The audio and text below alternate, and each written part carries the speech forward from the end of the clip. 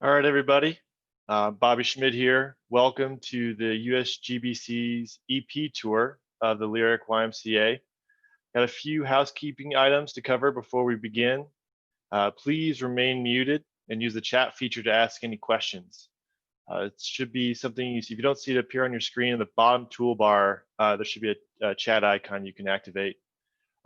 Intermittently throughout the presentation, we will be taking questions. So be rest assured your question will be answered kind of certain checkpoints along the route. This tour is being recorded. And if you enjoy this tour and you have any young professionals in your organization, please send them our contact information, centralplainsep@gmail.com. I'll make sure to post that in the chat too. And also, please let us know if you got any exciting projects. Jeremy Knoll here has been, along with the Lyric project team, has been very instrumental in making this virtual tour happen. And we think it's a viable platform for future structures. And then with that, I'm going to turn it over to Josh Harold, who's going to provide a short presentation on the building. So you should have co-host capabilities now, Josh. All right, give me 1 second here.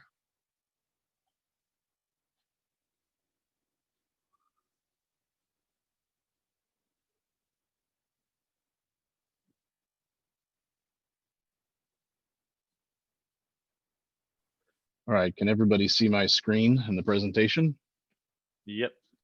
Excellent. So I'm glad everybody gets to join us this morning to take this virtual tour.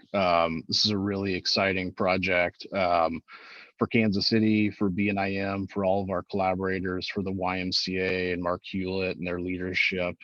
This is just a really exciting project that we've been lucky to be a part of now for multiple years. And as it's coming to completion, this group is really kind of getting a behind the scenes tour or view of it before it goes public and online. And so that's a really sort of special opportunity, I think.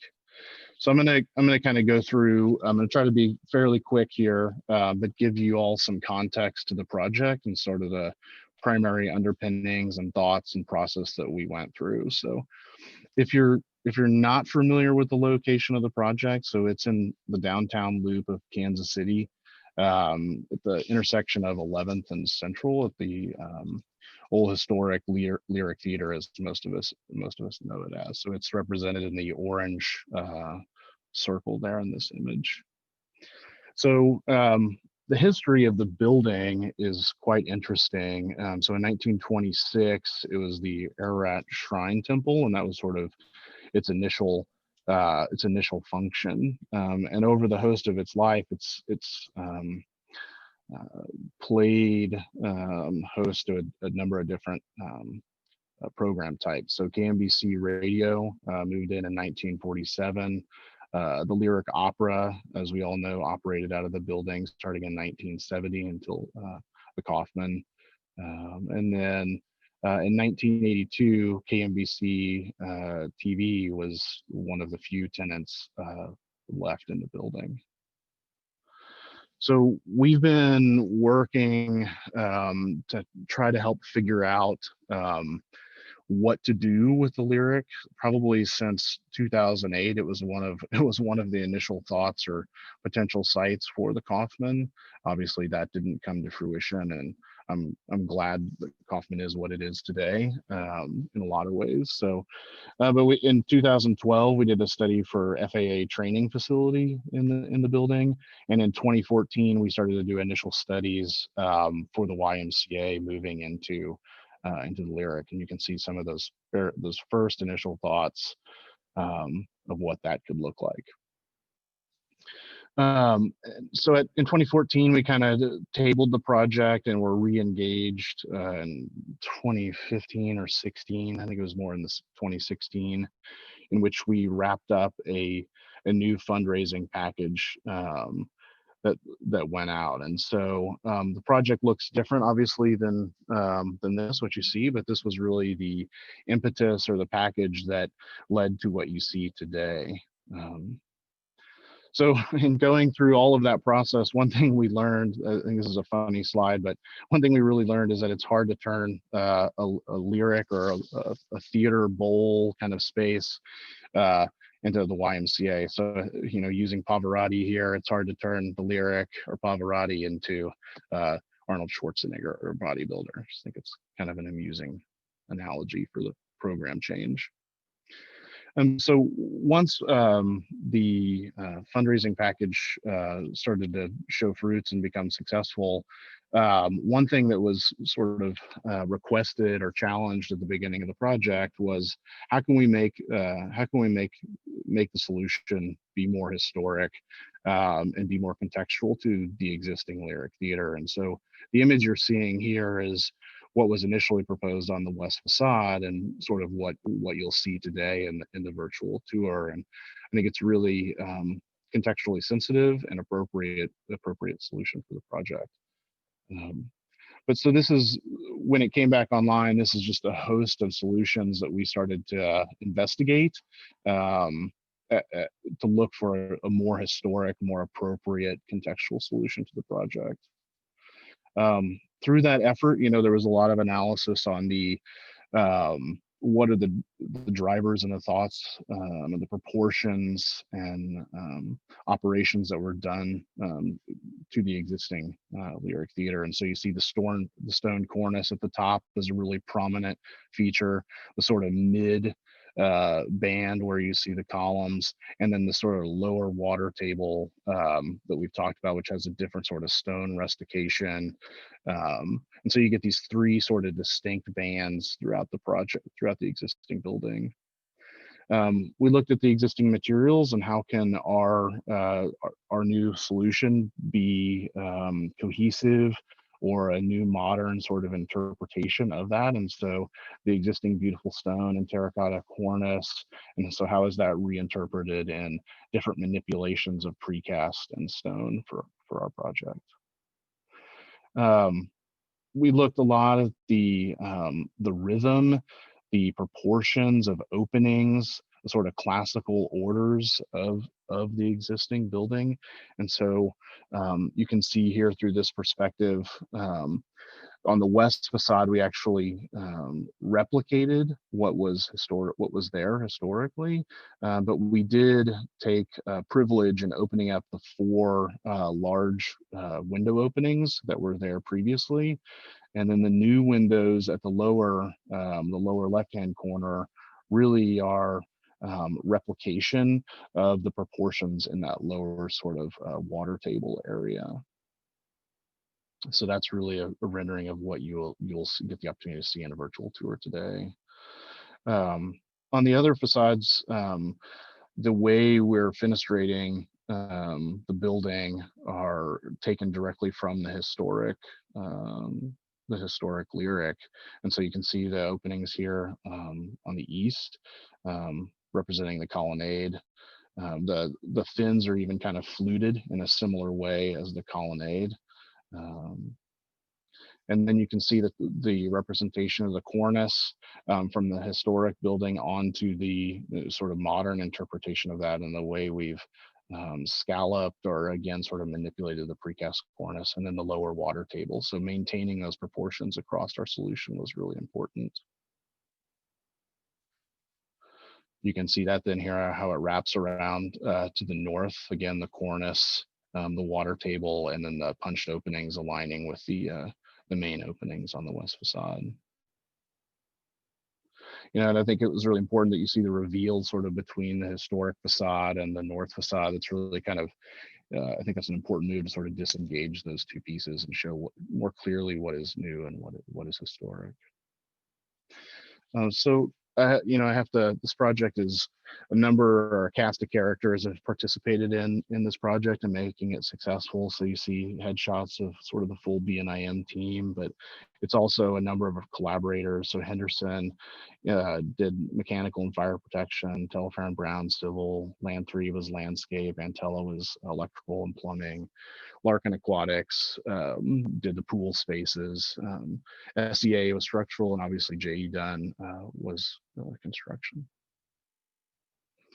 So the primary sort of partee or diagram for the project, we, as I showed the image of Pavarotti and Arnold Schwarzenegger, we really removed that the bowl, which didn't have, wasn't conducive for gymnasium space or pool space, but we kept the southern bay, so the historic entry lobby and two-story space, and sort of the two sides of that as well. And then we docked or positioned the new addition to the back, which houses the pool and natatorium, the primary gym and fitness area, basketball court, and then you'll see sort of hung a track in that large volume above. So this is a site plan. So as I mentioned, Central and 11th Street with the intersection there. And to the north of the site, what's coming online is a futsal or small field to the back. So that space will get programmed and activated as well. But other than that, I mean, it's a urban site, so it's a zero lot line kind of condition. The historic front steps are maintained. So looking at the lower basement and mezzanine levels, these are really where the mechanical spaces occur and future tenant space. So I won't spend a lot of time there. I don't even believe on the tour that you'll be going down in those spaces, but just know that there are two levels below grade in that sort of southern historic portion, historic bar. On level 1, as I mentioned, you can see it's represented with the number 2 there is the historic lobby that remains. So that's the reception area now for the YMCA. Entry for number 19 is sort of from the surface parking lot over there into one of the primary corridors for the project that stacks all the way up. 5 is a children's area, play area off the reception. The 2 historic stairs in the south bar remain.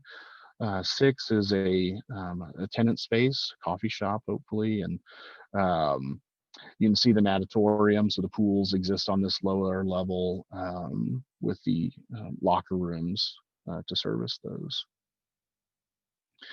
Going up to level 2, so the 2 large X's are 2-story volume space, so those are open to below.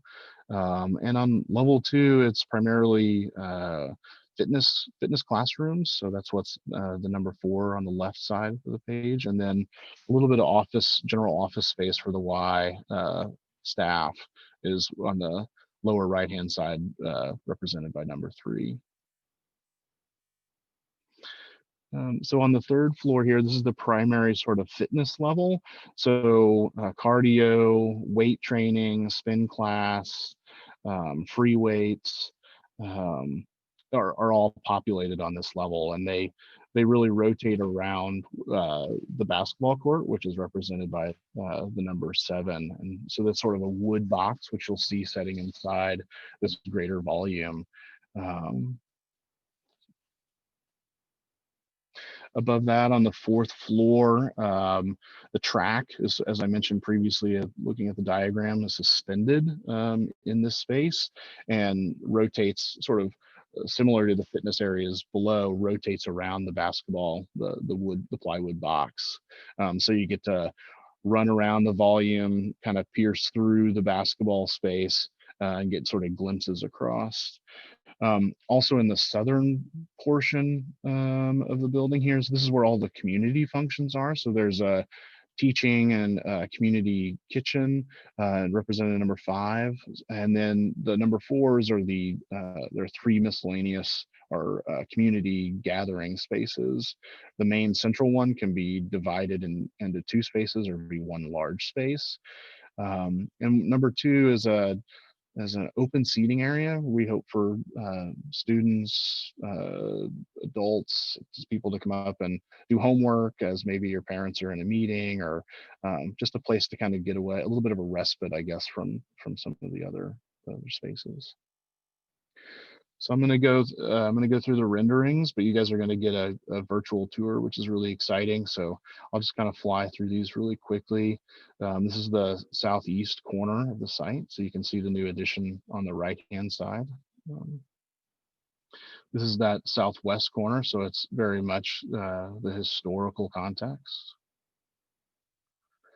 This is a little bit different than what you'll see today. So the wing wall that slides to the north was modified somewhat whenever we re-engaged and got the north lawn online. This then is the northeast corner where you see the full addition and the landscape that sort of ramps up to the north. This is the historic lobby. So we really are just sort of breathing new life into this space, updating finishes, new reception desk. And you can see, what's great about this is you can see through the lobby, through the pool, and then onto that north lawn, that north field. This is then the pool and aquatics area. So natural daylight was really important, glimpses into the Kansas City skyline through that little clear story there on the right. This is the main gym, the gym and fitness space. So you can see the hanging track that sort of, as I mentioned, sort of pierces through the plywood basketball gym. And then on the upper right, that's the seating area, which you see here. So this is outside of those community classrooms and at the track level. So you can see how folks are both running around or sitting. So that really, I hope that helps orient everybody. At this point in time, I think I'll give it over to Jeremy Knoll and Mark Niebling and maybe some other folks out at the site. Yeah, thanks a lot, Josh. Could you make me presenter, please? Sure.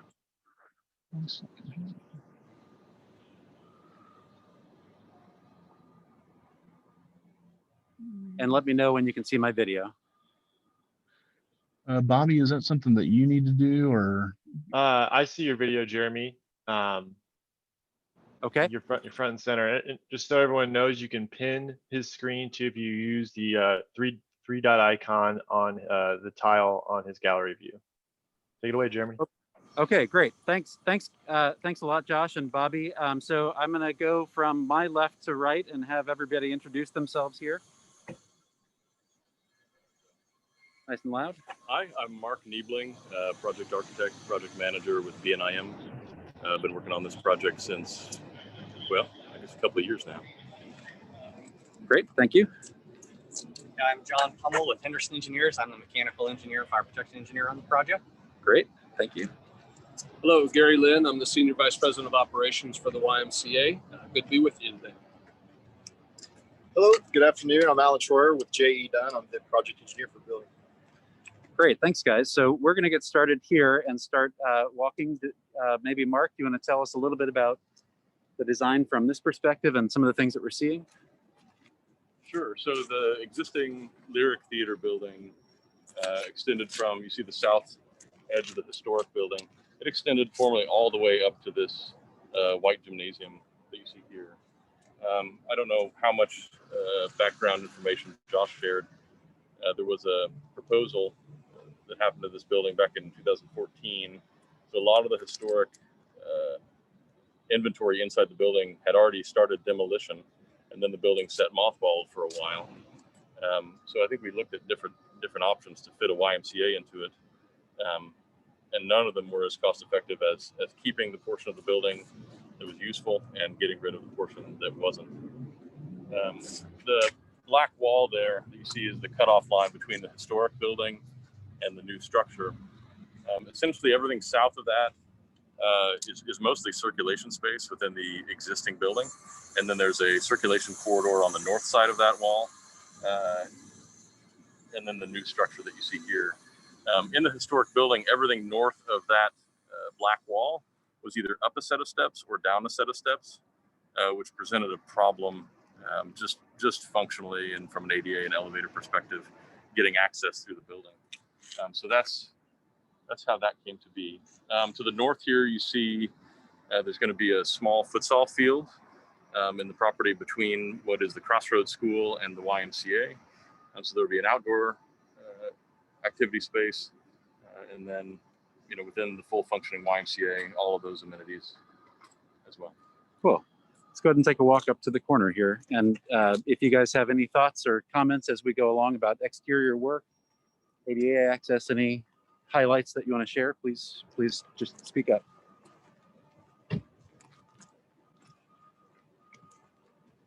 You can maybe tell us a little bit about what's happening with construction right now as you're wrapping up. Yeah, for construction right now, we're basically punching the inside of the building. Is all that's left. The majority of the work right now is on the outside. We just finished up streetscape work over on the west side of the building and on the south, and we'll be wrapping around the sidewalk coming out here around the east side. But yeah, for the most part, the interior's wrapping up well. We're currently putting in the pool plaster finish work, so that's something we'll see here shortly. Great. So from the east side of the building here, you can see we have quite a big level change from the parking lot up to the first floor of the building. But if you notice here, there's an entry into the basement level here, and we have very shallow floor to floors. So that's one of the challenges of working in an existing building, is dealing with, I think our shallowest was a 9'5" floor to floor in this building. I'm sure John can share a little bit about the constraints on that from an HVAC perspective once we get inside.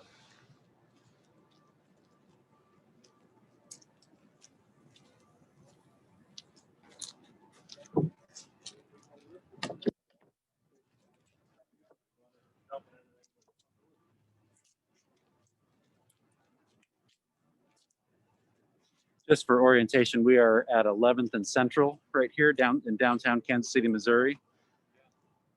Right by the Marriott.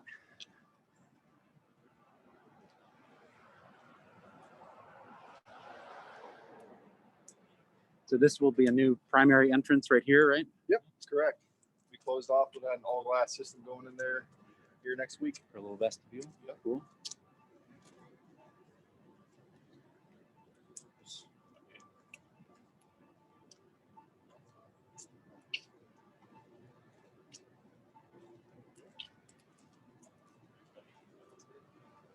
Any thoughts or comments on the windows that went in here in the historic facade? Yeah, so it's an aluminum replacement window system. The existing sashes come out and the new system jumps over the existing frames. We went with aluminum to match the original construction drawings, which we had access to. So this is what, to the best of our knowledge, this would have looked like when it was constructed in the 1920s. So looking at this west facade, you can see sort of a small vertical line that demarcates the junction between the new and the existing stone facade. I think Josh talked about it in the presentation, but one of the drivers for this, for a donor, was to make this look more historic. And so it was our original plan to keep the existing historic west facade, which had these big 4 relief panels in it, which we've reinterpreted as windows. When we went through and studied the actual construction methods to keep that existing facade but demo the structure behind it, Jay Dunn made the recommendation to tear it down and reconstruct it, which we objected to pretty wildly at the time. But after seeing the demolition process and seeing the new construction and knowing that what we've put back is a better performing facade element, I have a lot less heartache about it. And you can see they did a pretty good match with the limestone material. We'll walk over and take a closer look at it here maybe as we go. Yeah, and then there's also some cast stone details that are incorporated.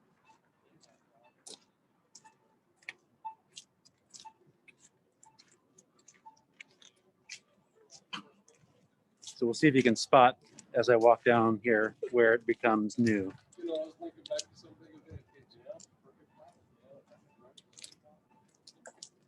Oh, there it was. So this is our new to historic joint right there. Yeah. Matches pretty well. Pretty good match, right? Yeah, that's really good.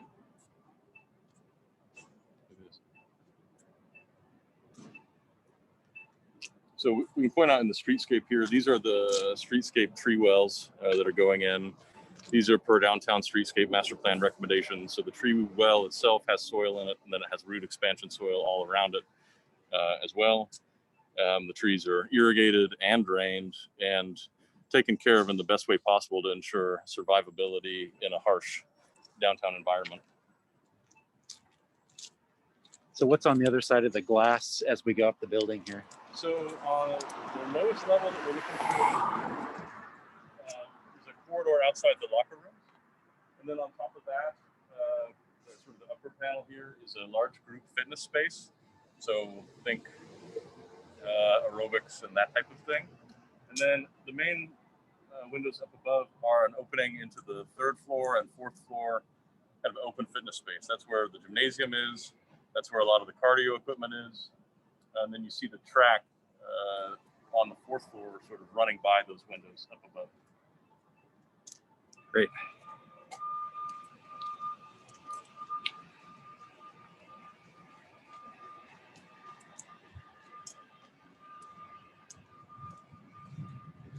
So if you guys want to stop here, I'm just going to run down here so I can get a view back.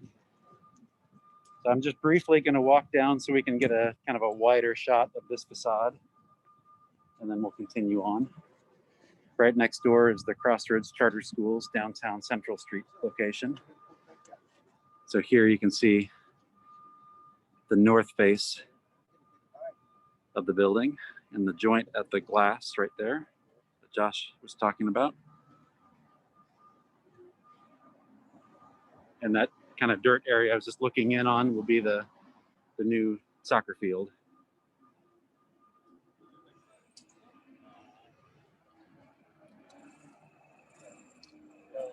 Oh, we've discovered a punch list item.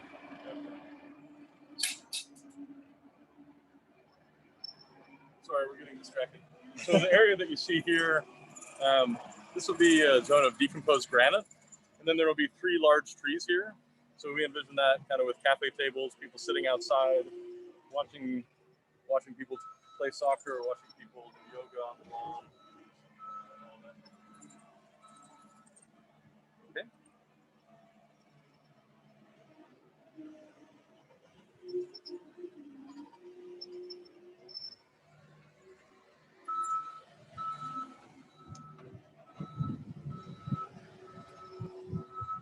And we won't be able to see in because of the reflectivity of the glass, but what's behind the glass on this side? So this is the pool volume on that you can see on the inside. Looks like they're working on the pool plaster right now. Put it up to the glass, you might see in there. And so from here, you can actually see all the way through to the main lobby beyond. So when you enter the main historic lobby, you'll see back out this way, but it connects visually. It connects the lobby, the pool volume, and then this outdoor space.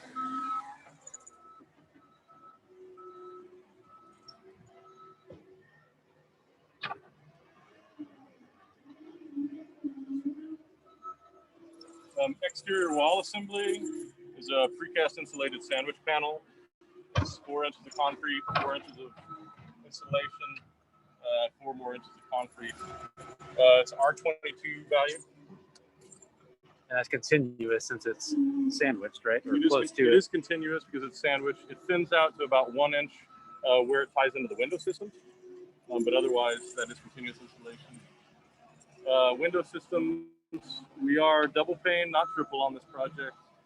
The glass selection is Solar Band 90, which has a, I'll have to look at my notes. U value of 0.29, solar heat gain coefficient of 0.23, which is pretty darn good glass. That's an R value of roughly 3.4. You know, you can get higher with triple glazed. It was cost prohibitive on this job, but I think what we've got is a pretty decent performing envelope. Roof is R30, and I think that covers it. The existing historic wall is about a 17-inch thick mass wall, which we then added spray foam insulation to, which brought it up to about an R12. But just the mass alone is helping that wall assembly. Right. So let's maybe walk up towards the door and we'll pause there for any questions that have come through. So right now we're walking up kind of a switchback ramp that takes you both to the field and to the kind of side door to the lobby that we're approaching right now. So Bobby, I can mute for a second here if you want to bring up any questions that we.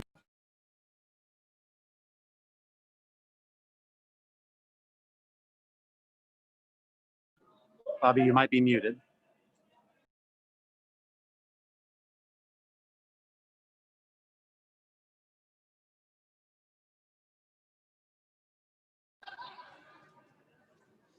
Bobby, are you there? Are you able to hear me?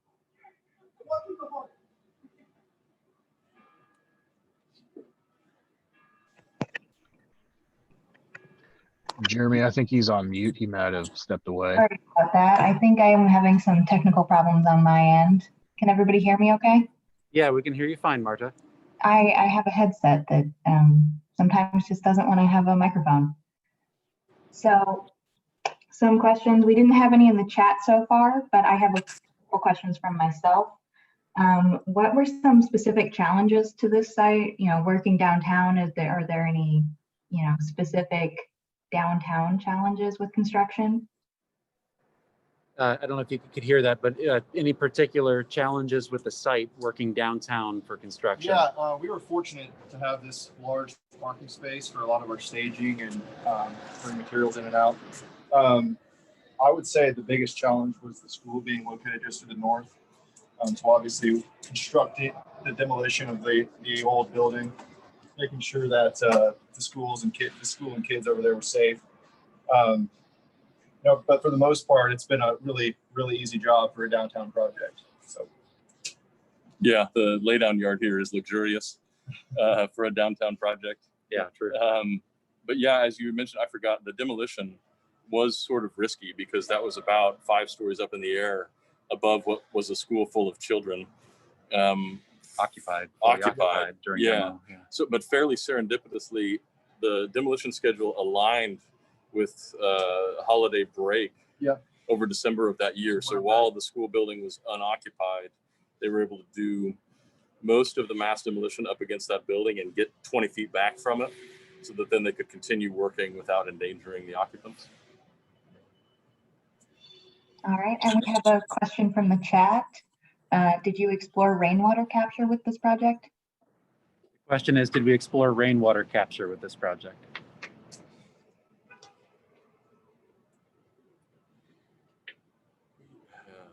You were required to.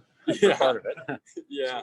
I'm trying Maybe you want to talk about retention? Yeah, I mean, we do have a large storm retention tank on site that sits underneath that field, but we did not end up using it for irrigation reuse on this job.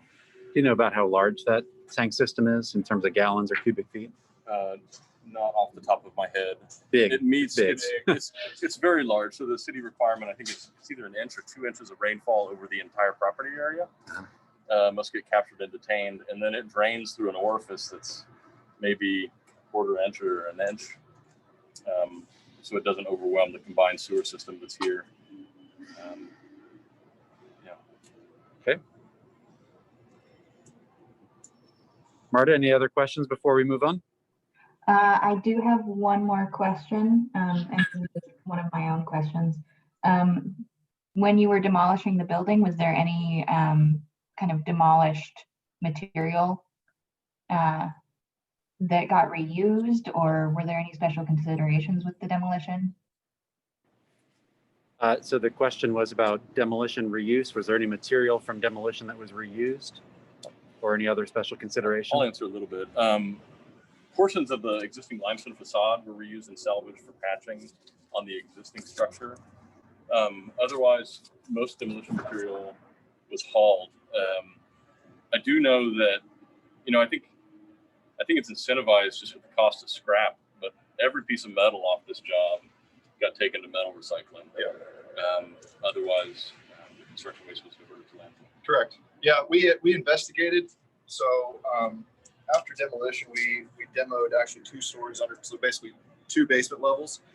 We investigated using some of that old debris to get us up to the level 1 and attack as fill, but we found out through our geotech that wasn't feasible due to the lead containment. So obviously you can't bury lead. So we had to take it all out. So yeah, it was all hauled off out of here.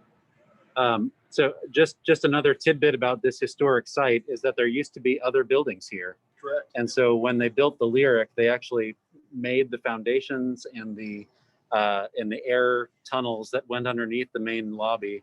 They built that around the old foundation. So if you look at the overlay of the historic buildings on the site that had limestone and stone and brick foundations, all of the catacombs of structure down below what was the auditorium sort of snaked and mazed around those old foundations. So adding more complexity to that, I'm sure, was a big question mark for geotech on how do you put a new building now on top of all of this historic fill. Okay, well, let's go ahead on inside to the lobby and start taking a look indoors. Should we go all the way around, or should we go in this way? Either way. Go into the lobby, but Yeah, We can go in three. So as you come in, you've got the Natatorium directly on our right.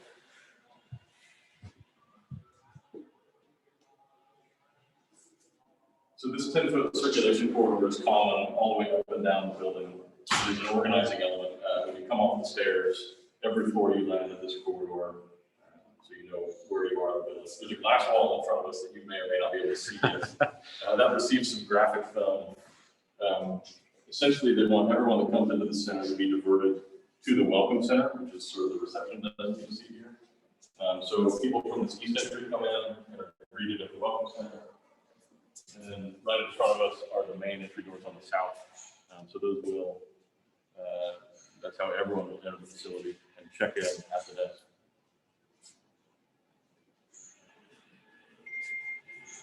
As much of the historic lobby as was salvaged. So this is the existing stone floor, all of the existing molded plaster. And then we had noted on the drawings to strip the doors. And when we did that, we found out they were walnut, and they turned out really beautiful.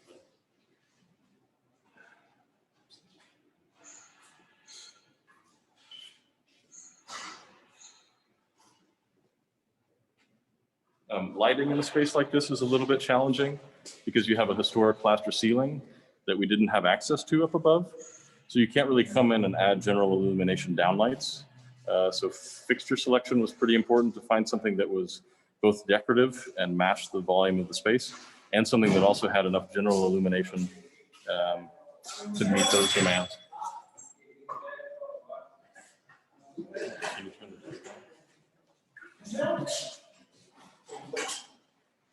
Maybe not. That's all right. Any other surprises or challenges in this space in particular? John, you want to talk about getting air in here? Yeah, there is no available space for HVAC in this area. So what we ended up doing was we provided fan cooler units on the level below, and they're actually connected to floor grills. You can see along the north wall. We were lucky in the fact that there were existing return air shafts in the corners. So we actually put holes in those return air shafts, and we're reusing the historic openings there to get return air back. So So there's one low and one high, it looks like. The other thing you might notice is that we added sprinklers to this space. They did a really good job tucking them tight. They're hidden mostly up within the molding, and they don't stand out too badly.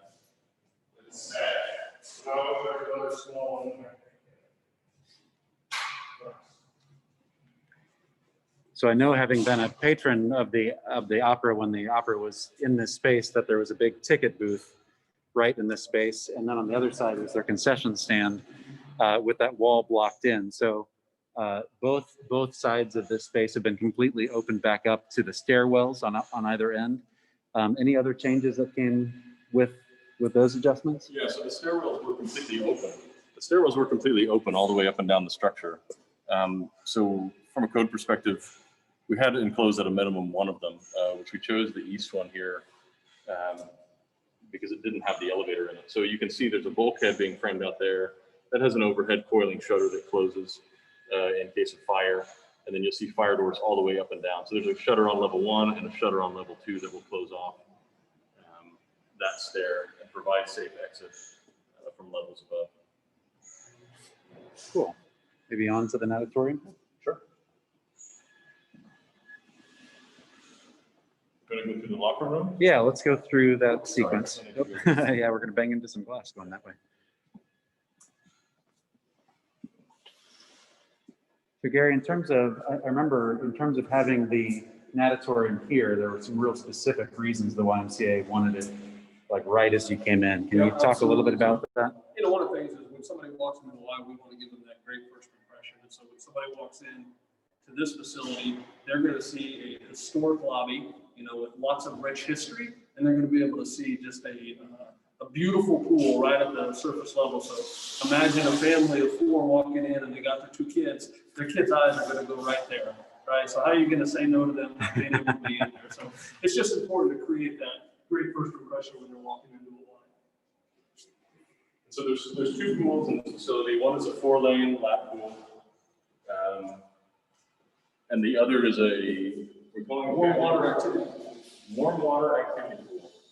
So it goes from a shallow end of 1.6 down to 4 feet.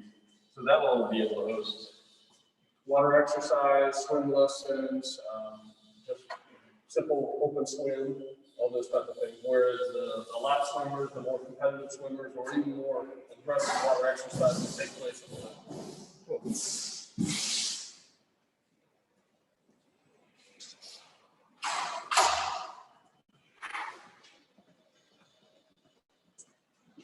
And maybe something to touch on throughout the building is what I view as sort of the seamless integration of accessibility. Like right now, I'm walking down a ramp that has just as much priority as a stair. I didn't have to go around anywhere different to find it. There are also, we've got changing rooms right here. I don't know if any of these are finished or open. Yeah, so from a locker room perspective, the locker rooms are a little bit small. And so what we did is we separated out different uses from that. So there are a couple of locker rooms just around the corner that we just passed, which they have everything. They have the shower, they have the toilet, and the space. And then we have these changing rooms here. So if you were getting off work and you were just going to go shoot hoops with some friends, instead of going in the main locker room and getting your feet wet because locker rooms are wet, you have these rooms here to change in, and then there's lockers in this corridor to store your goods while you go work out. So there's sort of there's a variety of experiences, so representative for all people. It's also important where we have some individuals that don't necessarily be uncomfortable walking into a locker room. And so those multi-gender changing rooms allow for anybody, regardless of your sex, or anything like that. They can just utilize those and not have to worry about privacy issues. That's great. So here we split into 2 different locker rooms and some women's, and then this is the way into the pool.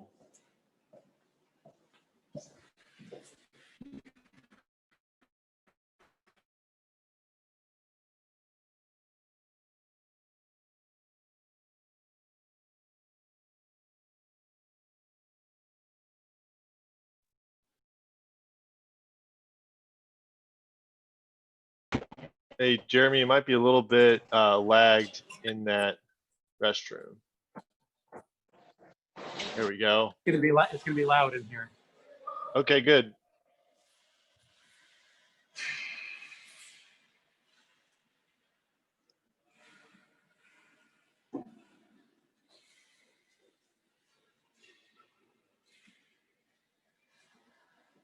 Try not to fall into anything here. So you see that the warm water activity pool has the ADA access ramp to get straight under the pool. And then within the pool, the floor slopes the same rate, as well as steps in here. The lap pool uses a lift. I think we got to peek into the sauna, maybe the steam room. Those are, I think, back there. There's a big spa right here.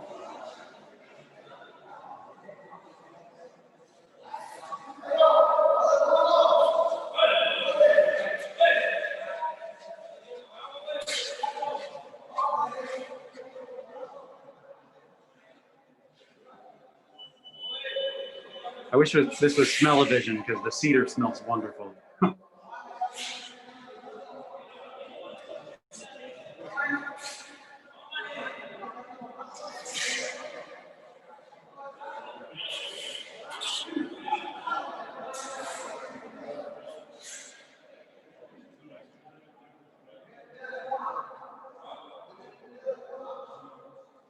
steam room in there.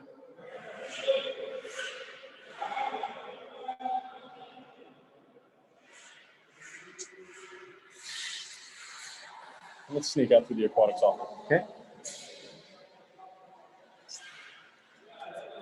Oh, can you point out the little return grill there? Oh, sure. Yeah, I'll set down. We'll step into the aquatics office to talk about that a bit. Okay. I'm just going to show you a grill here, and we're going to talk about it when it's a little less noisy. So you can see that there's a grill running all the way along the bottom across here under the glass.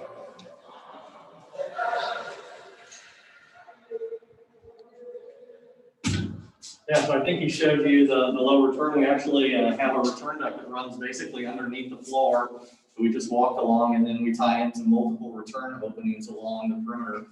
We need to keep the return air low because the human waste that's produced when the chlorine attacks human waste produces they call it chlorines. It's a byproduct of the used chlorine. And it's actually heavier than air. So what we want to do with the HVAC system is we want to get the airflow going across the surface of the pool, and we want to pull everything down low so we can capture those chlorines and get them evacuated out of the building. So that's why we have that running low along the entire building. Cool. Bobby, am I okay here, or is it lagging? You're doing great. Okay. This is another pause point for any questions about what we've seen in the lobby and the natatorium so far. Are there any questions at this point? Yes, there are. We have one that I missed from the last time. What was the greatest surprise / benefit outcome in terms of performance that others could learn from? Kind of a bang for your buck thing.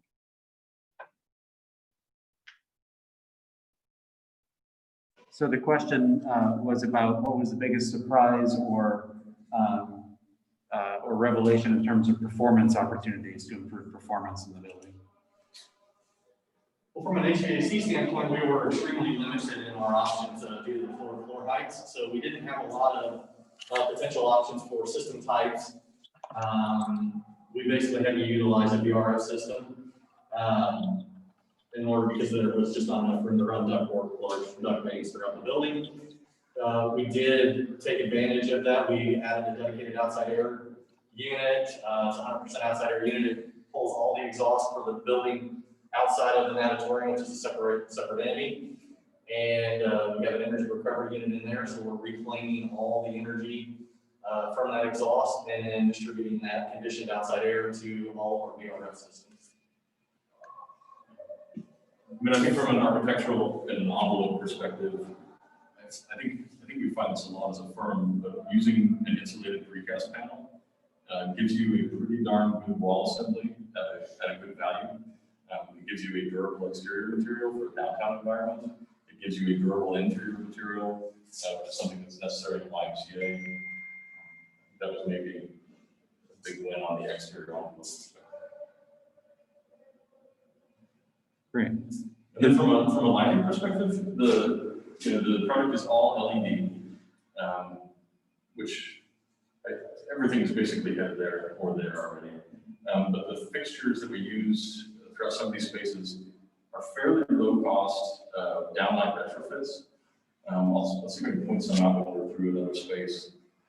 But it's, essentially they go on a junction box in the ceiling. It looks similar to a recessed downlight, but at a very reduced cost, provides some decent illumination. Great. Okay.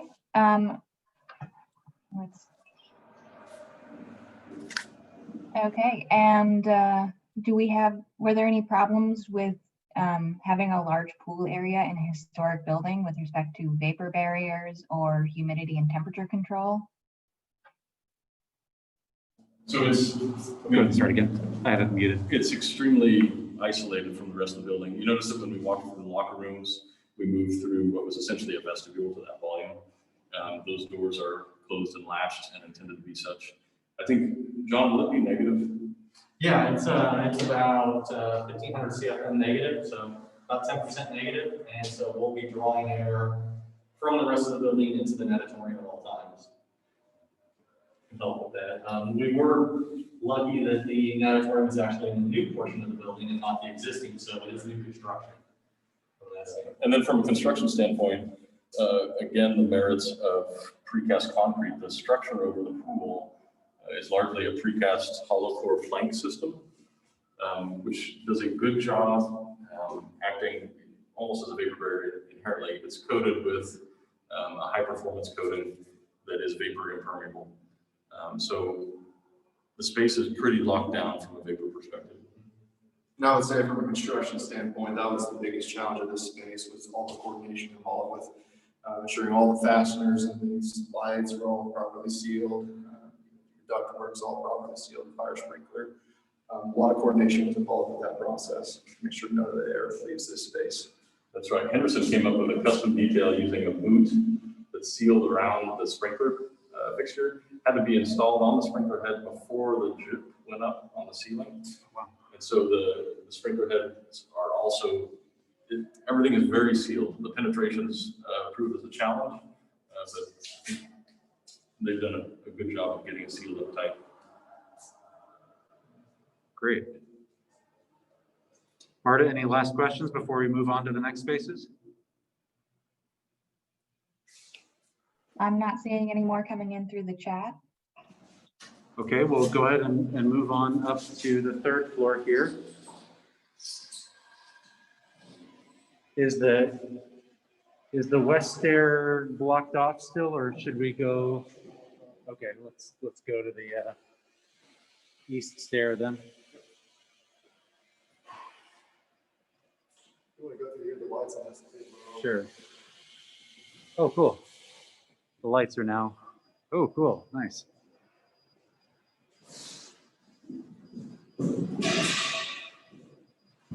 That's awesome. So the Y logo is incorporated into the solid surface of the desk through back cutting. So it's a signage element that for the YMCA is very permanent, and kids aren't going to peel it off of there, but it provides their branding in this space. That's neat. I've not seen that. That's cool. And just so you can see it before we go up, there is an elevator that was added to the stairwell on this side. The stairwell is pretty blocked off at this time, but that was a normal, 1960s passenger elevator before. And so we increased the size of it to be a full ambulatory compliant, essentially a stretcher compliant elevator instead in the same space, rather than trying to build a new shaft into a portion of the new building and interrupting everything along the way. So a major difference you'll see in this space from the renderings is the walnut wood that was exposed that Mark pointed out earlier. In the renderings, we just showed these as white, but holy cow, there's some beautiful wood under there. I don't know if you can really see the stain of that very well here, but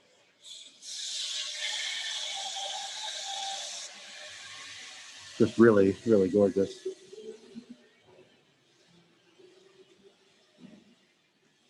And through these doors, before we go up, is the kids zone, yeah. So here's the kids zone. So if you're coming to do your swim class or your yoga class and you got your kiddos with you, here's a nice play space right on the ground floor.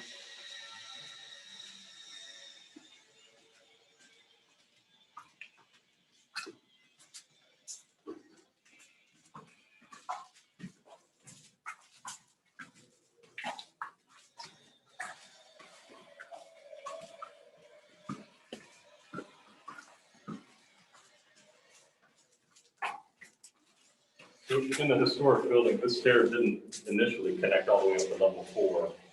So a new stair extension was added from level 3 to level 4.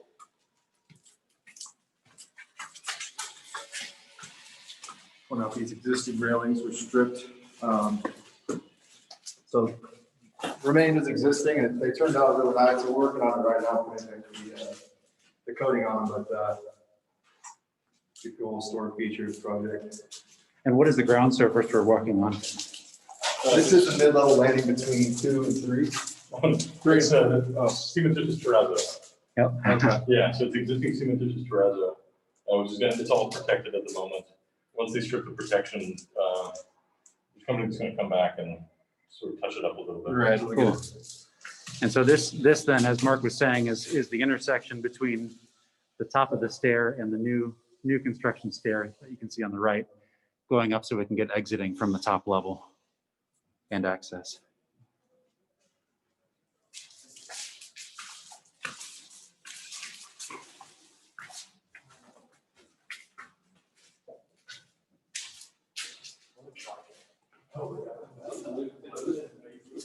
It is amazing.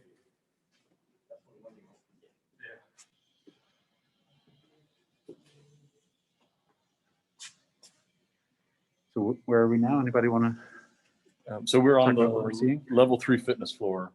You saw the plans earlier in the presentation, but essentially the floor is divided into several smaller spaces by the large gymnasium volume in the middle of the space. Gary, do you want to talk about different uses? Yeah. That type of thing? Yeah, sure. So this is the majority of the activity will take place on this level. So, about 120 pieces of cardio and strength level equipment for people of all shapes, sizes, athletic abilities. Free weight room, which is nice that you have it sectioned off away from people that want to throw around weights and heavy weights and stuff like that. They can Is do that it over here there behind me? while people in the cardio or elsewhere. Yeah, so this is a free weight area right in here.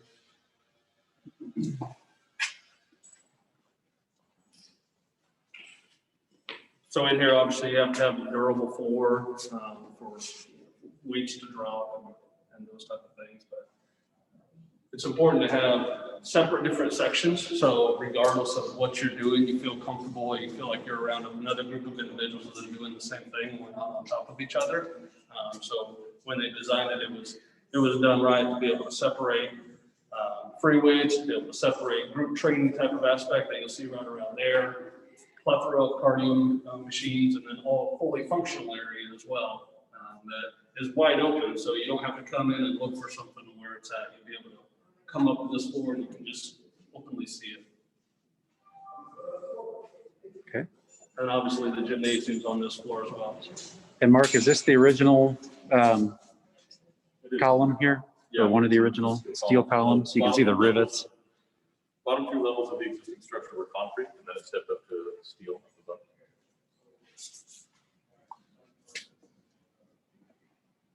So this is that organizing corridor that occurs on every level, up and down the building, sort of separating the new from the existing.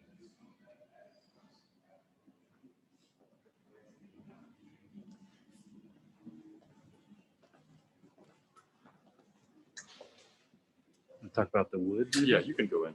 Is that okay? Yeah, the traffic is fine.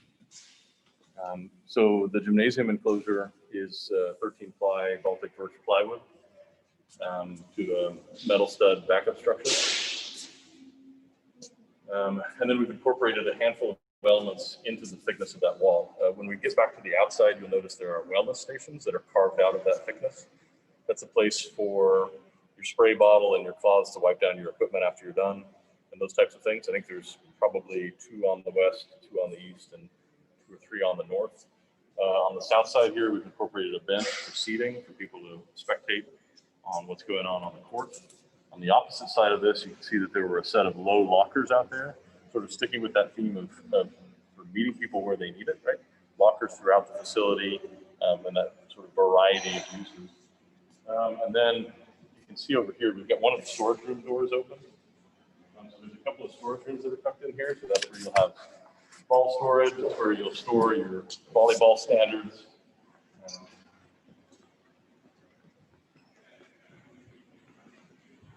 And it just hides away into the wall.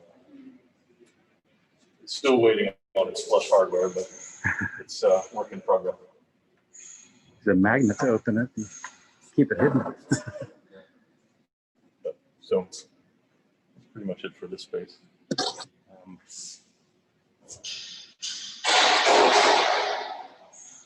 And then retractable basketball goals can be pulled up, it looks like, and tucked away. And then right above us, you can see the running track cuts through above.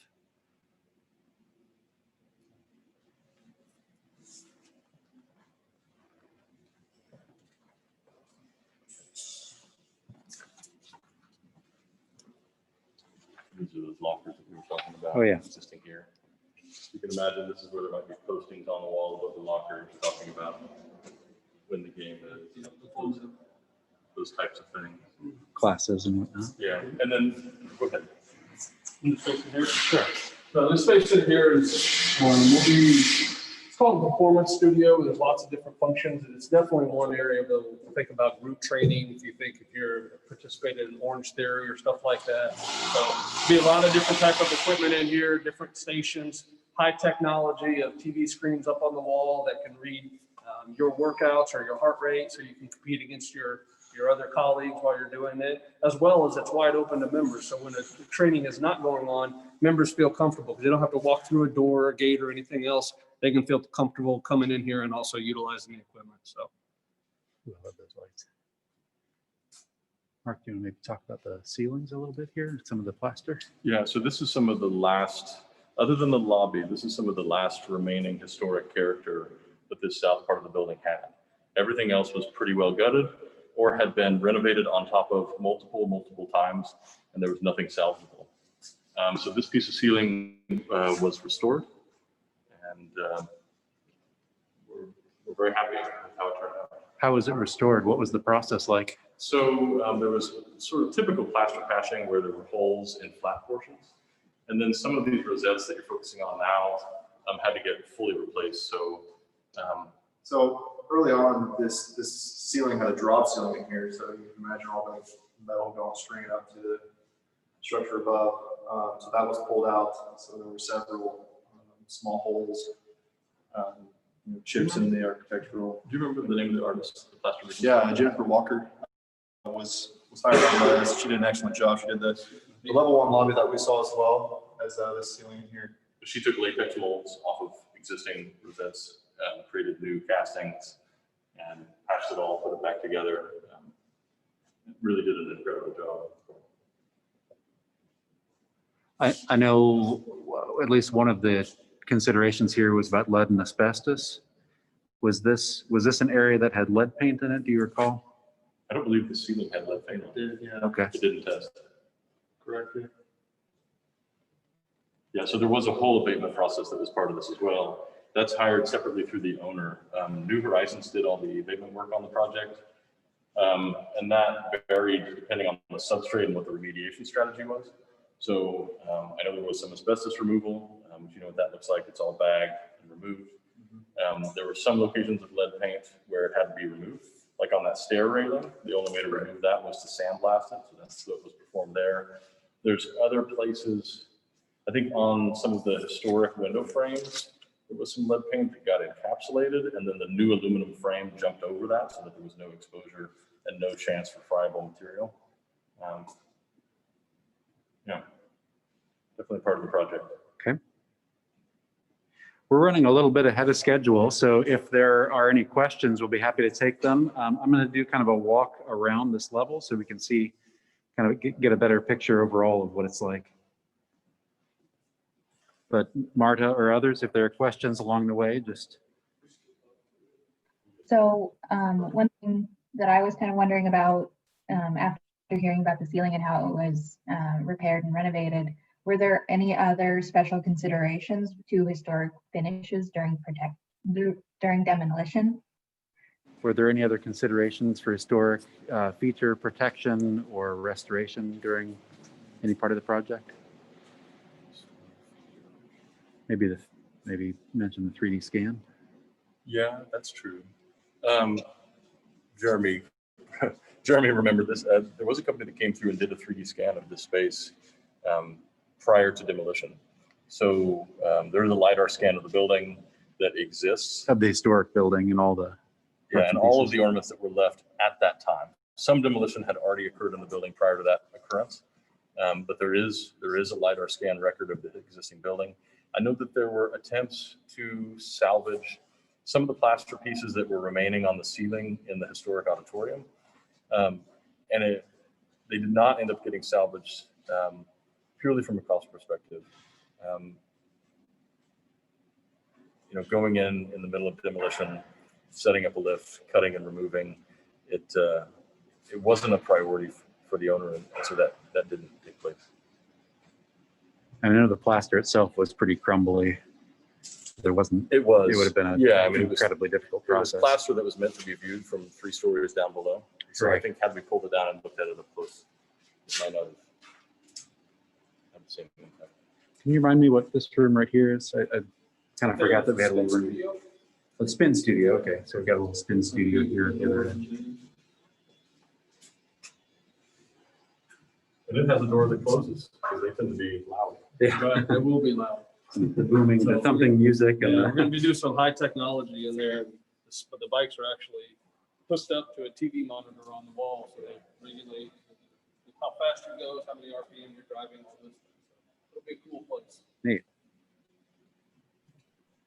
Okay, So how- another question I have, I keep hearing about having kind of the lockers where people need them and where they're going to use them. What are some other things that this project is doing to meet the needs of the surrounding community?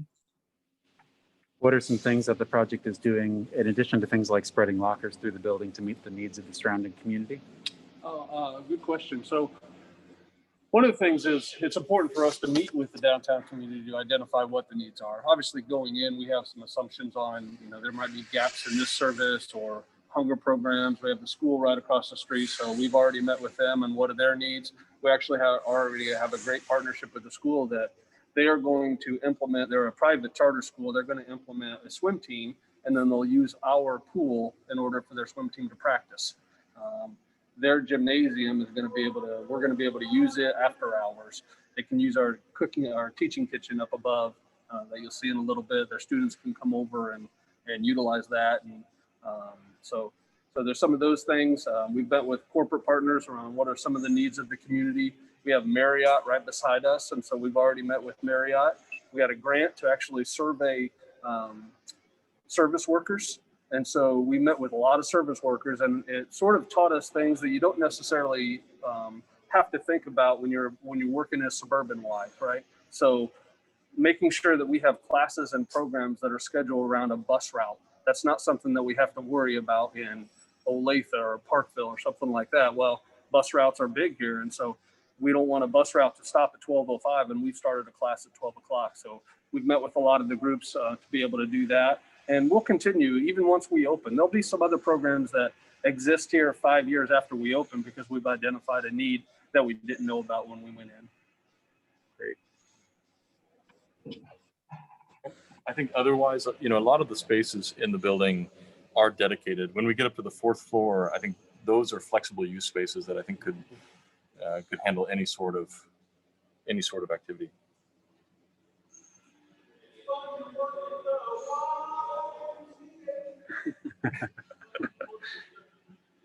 It's probably only have construction workers here.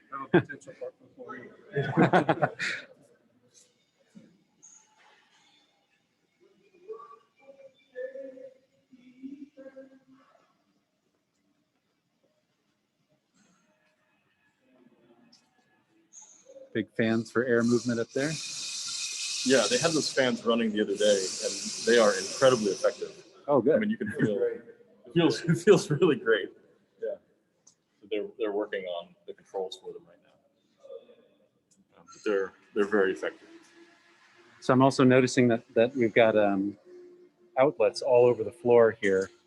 Can you tell us about those versus doing some kind of wall mount system or? So that's an important piece about how the facility is going to be designed, especially on the healthy living floor, and that the architecture and us work together to make sure that our two visions align. So there are some pieces of equipment that they have to be plugged in because of just how they operate. There's some of them that all have TVs on them. Those have to be plugged in. And so being able to work with Mark and lay these out prior to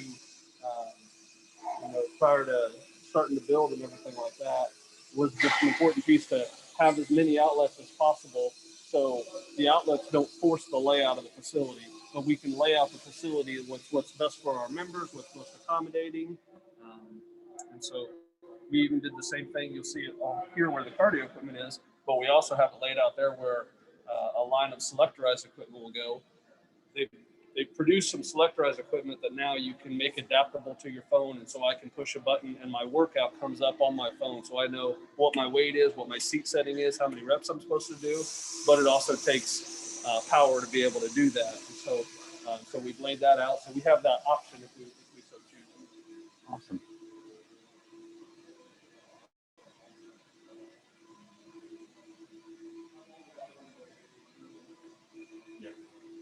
So this is a somewhat tight space. What is the plan in terms of workout equipment or whatnot for this area?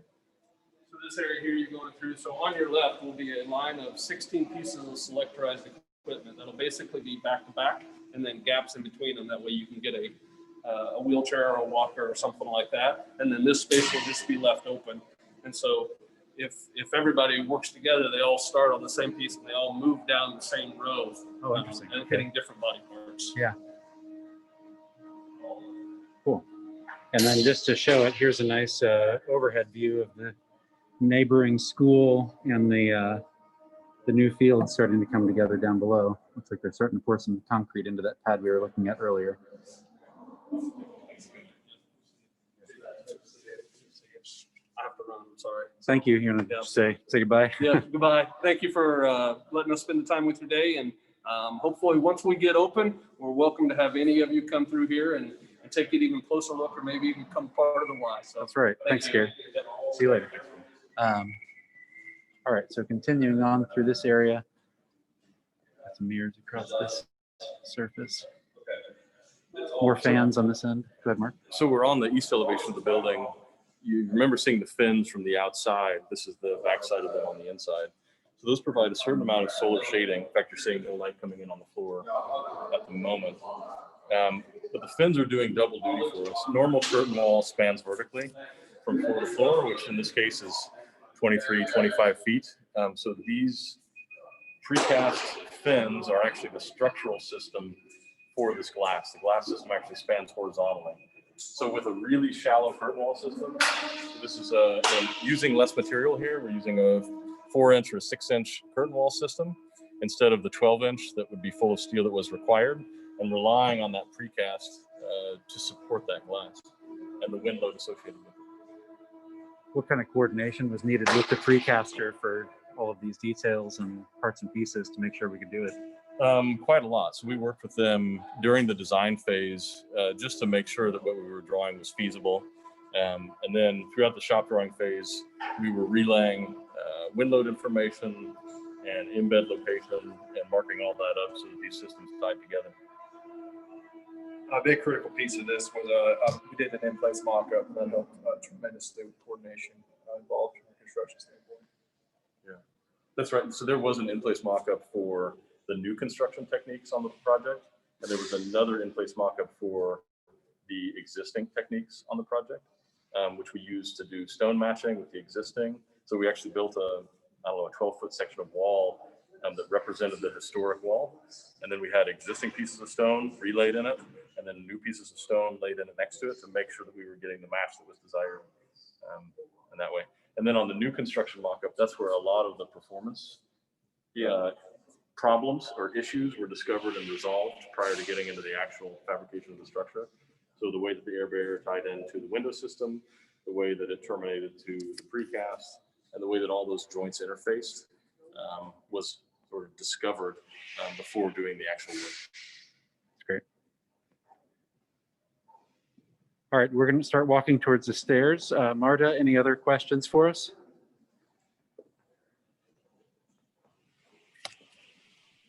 You're mute. What Yep, there you other considerations were taken? What other considerations were made with respect to efficiency with the design of this building, like with the fins? Yeah, I can talk a little bit about that. So when I was covering the exterior facade previously, I forgot to mention the window to wall ratio on this building is 30%, which is a nice target. I mean, we see a lot of newer facilities far and above exceeding that. So keeping window to wall down was important for energy efficiency. The other thing that you see in here, a lot of the lights are turned off. They're turned off right now because of the construction. But if you see there's a laptop on the ground here connected to an Ethernet cable, the lighting system is all based on motion sensor, time clock control, and then it does have a daylight harvesting system. So when we're in this space and the space is operational, if the daylight sensor notices that it's acceptable lighting levels in here, it'll dynamically dim all of the fixtures to conserve energy in that way. So that is throughout the building. I don't know if it's 10 or 15 feet away from the windows on all perimeters. And then the building features multi-level switching and dimming throughout. So a lot of the fixtures, you notice there's 2 light switches, one for the up, one for the down, and then both of them are dimmable. So looking at energy reductions in that way. Do you have any thoughts on embodied carbon in this structure versus if we had built all new versus what we did here? Salvaging an existing building is a pretty good idea. Right. It's hard work. I think it would certainly have been easier to tear it down building. But yeah, keeping all of the existing embodied energy of the historic building is worthwhile. Yeah. In terms of square footage, it's roughly 50-50, right? Close. There's a little more new. A little more new. But in terms of the embodied carbon of an existing building, that just by salvaging all the structure and everything, we're looking at approximately 50% carbon savings versus if we had built this exact thing brand new, not including any efficiency gained in other measures. Okay, now we've got a little break from that tool. Anybody, any other questions?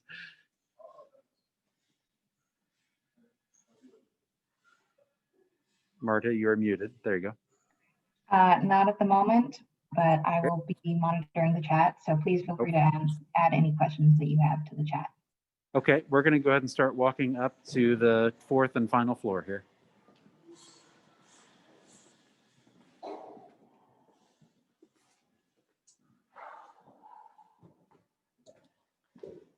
So these are the new stairs that were added right here.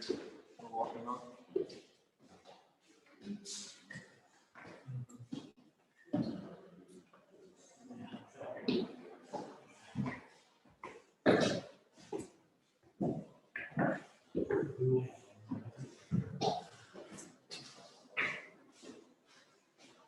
guys go ahead first. I'll follow you.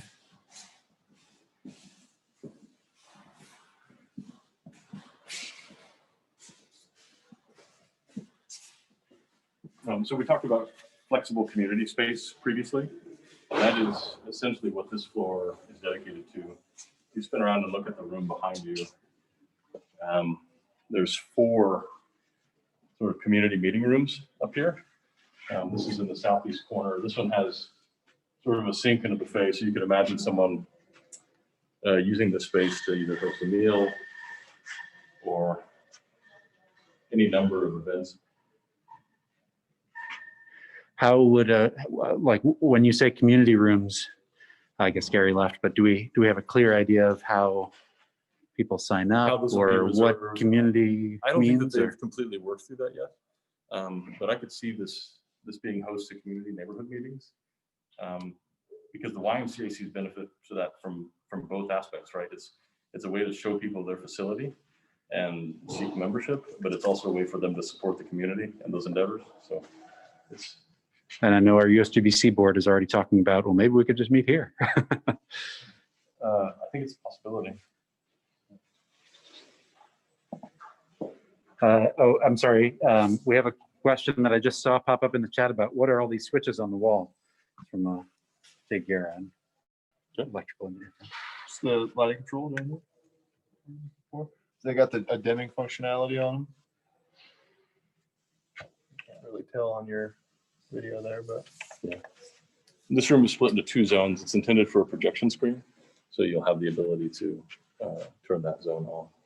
And then the other unit here is the Daikin. That's the thermostat.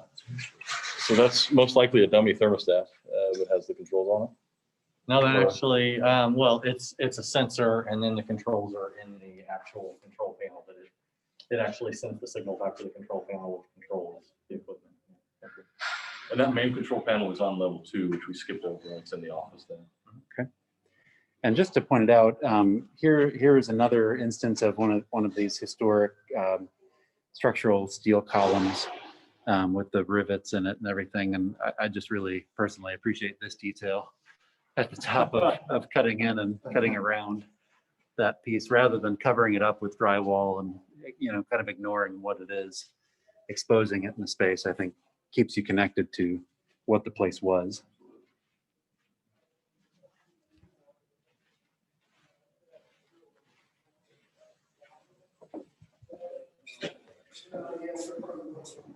And I don't know if you could hear it on if it came through on the video, but it's very quiet in there with the carpet and the ceiling. Yeah. Basically the only spaces in the building that have acoustic treatment. Yeah, right. I'll say that before the meeting, we were talking to the owner about the potential to add acoustic treatment. It was all taken out of the project to hit budget. But that's something that they can add back in later. Totally. All right, let's take a walk. So on the left, there's the 4 big meeting rooms. In the middle here, you've got sort of two restrooms. And those were down on the level 3 below. We didn't look at them. Single occupant restrooms. And then outside And again, family restrooms, right? Correct. Yep. And then out in this corridor up here on level 4 is a large banquette that'll have a series of tables and chairs running alongside of it. So you can imagine someone's attending a community meeting. They're in the room adjacent, and their kid is out here sitting on the bench doing their homework, Or they need to take a phone call. or any of those types of things. So a flexible space for people to break out.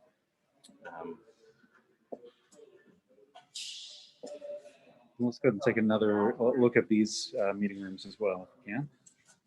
So here's a pretty quick definition from the new and the old. See that fine line here? It's already completely chopped in half. Yeah.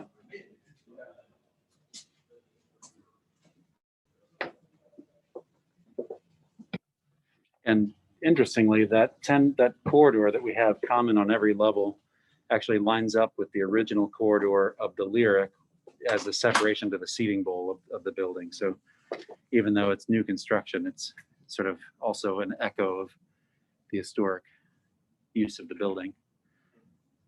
It's a great looking space. So another large meeting space right here. Yeah, so this can be used as one volume, or it also has a movable partition that can separate it into 2 different meeting rooms for them. What is this on the floor? That's TPO membrane. Okay. Doing a little work right now. Okay, so here's the operable wall.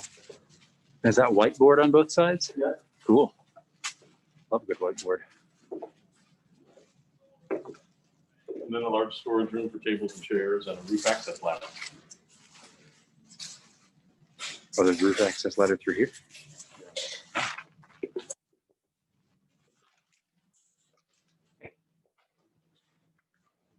Yep.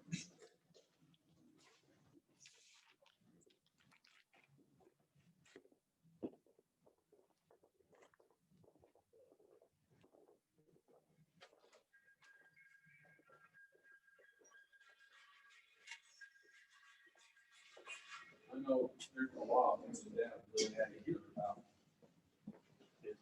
His care and.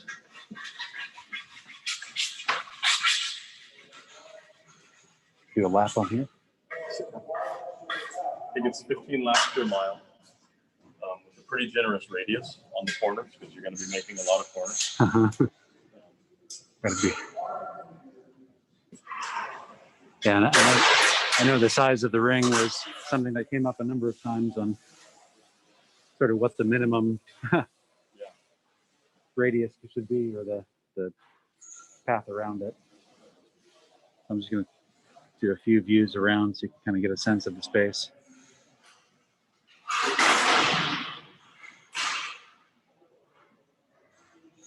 But for as tight as it is, you've got a pretty nice change in view as you go around, looking around sort of the canopy of downtown.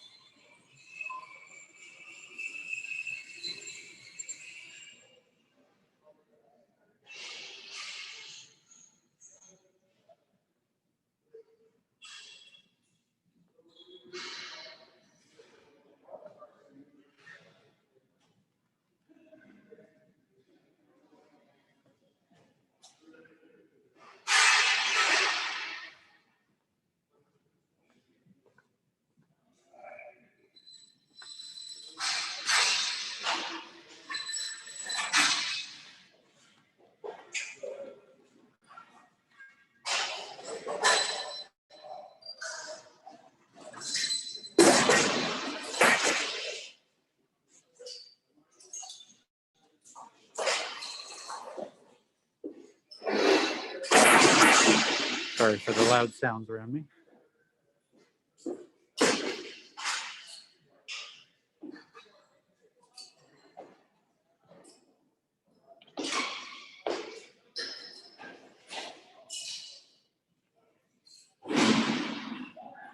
So it's a little bit difficult to tell here, but see if I can find a spot to do a panorama. But as you go around this space, you have west-facing glass, north-facing glass, east, and south. So you have daylight coming at you from 4 different directions on this level, which is hard to come by. So, yeah, let's take a look at the kitchen.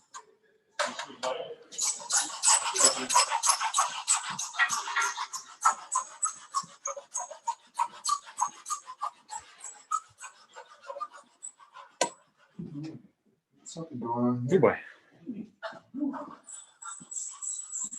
It's gonna stick.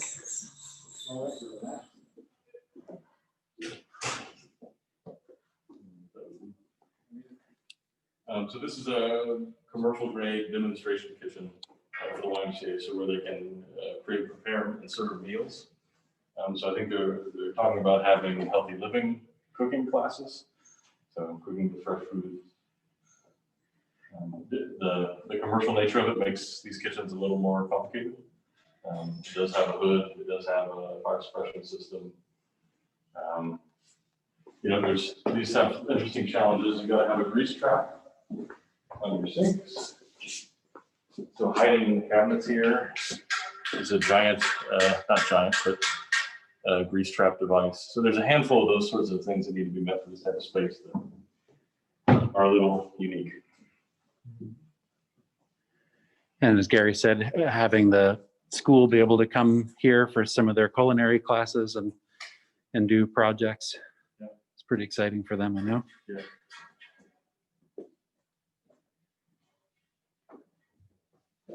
So that really brings us to the end of the tour. Are there other, let's go ahead and stop here. If there are other questions or anything else that folks want to talk about before we sign off? Yeah, we've got some questions about the wood. Is it laminate on all of those built-ins?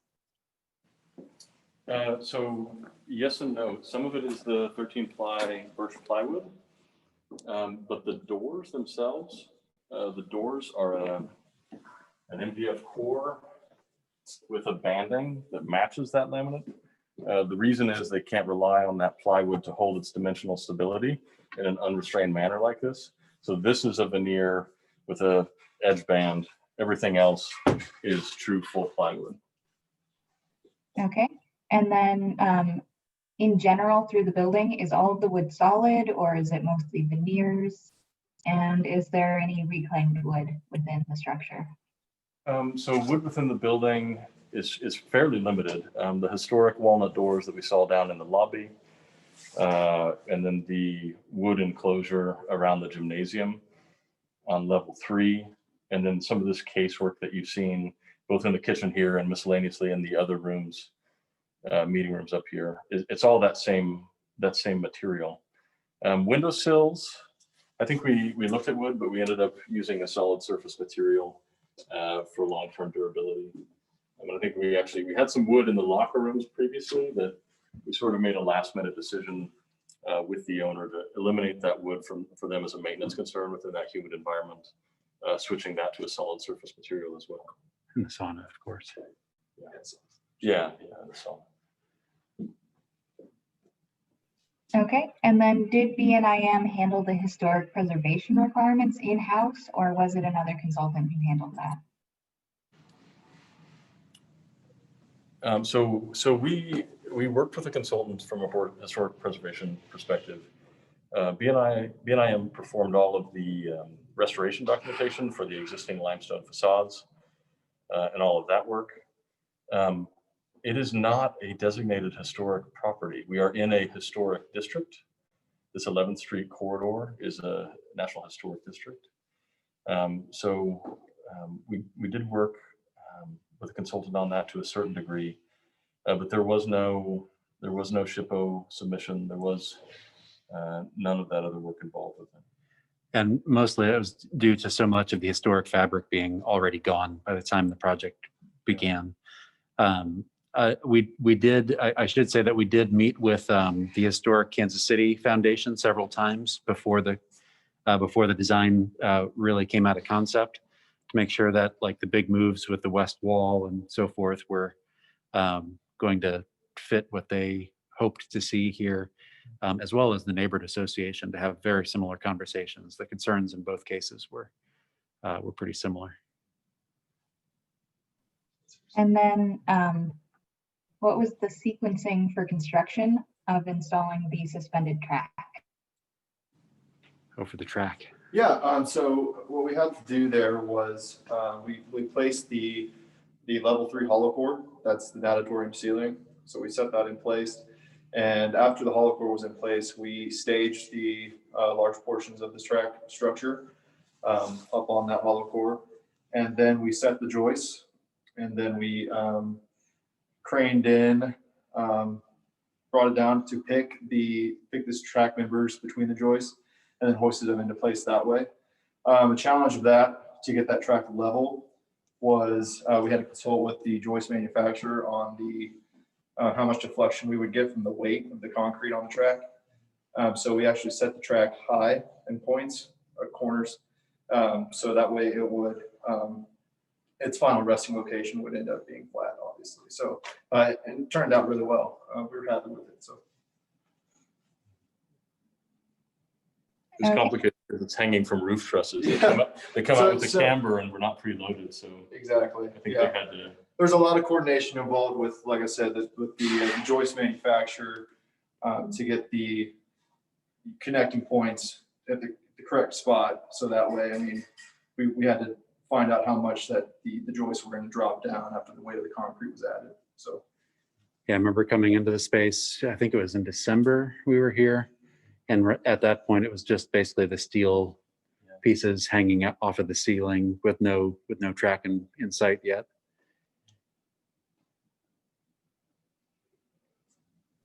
Okay, and then is this project going for any sort of certifications or any monitoring things like ARC?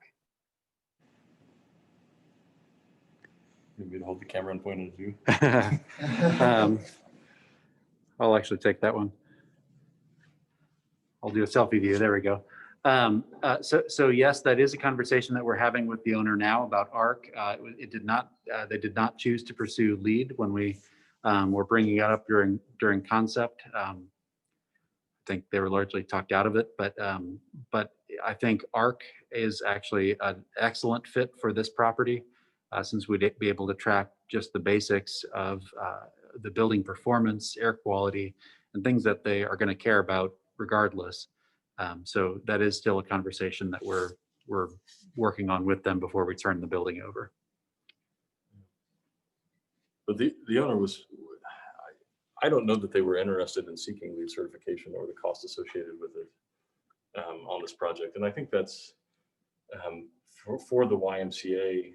If you think of all the YMCAs that you've been to, they're generally fairly low budget buildings. I think this was actually a stretch for them a little bit, but having this historic presence, having this facility downtown, I think they recognize the importance of that. And I think they were willing to go perhaps a little bit farther than they are with their other facilities. I know from a material specification standpoint, all of our specifications are based around LEED VOC requirements, interior materials, recycled content, all of those things. So that didn't change our specifications much, but they won't be seeking certification. Although again, if they begin to use ARC to track their performance, then that does give them a path to certification, should they choose that as a priority at any point. Okay, and then is it open to the public as somebody who would like to go there and when it opens and exercise and stuff? Yeah, so it's a standard YMCA facility. Anyone can walk in the door and take a tour of the facility once they're open. So if you want to come see it, you're welcome to do so.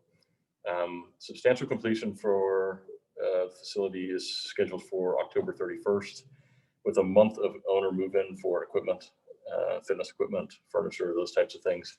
They were scheduling to have the facility open and operational on December 1st.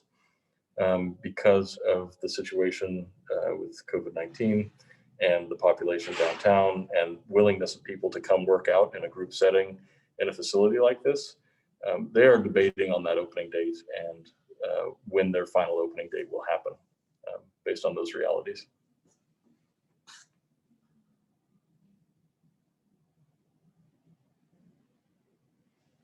All right, any other questions in the chat? Or from the chat, I suppose.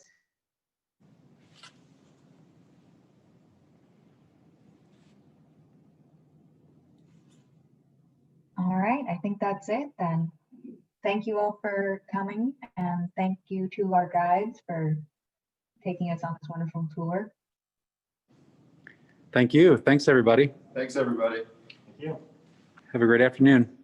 Yep, and feel free to reach out to the USGBC Emerging Professionals Group if you're interested in joining us or know somebody that you think would be interested, or if you have a fun idea for a tour at a great project like this.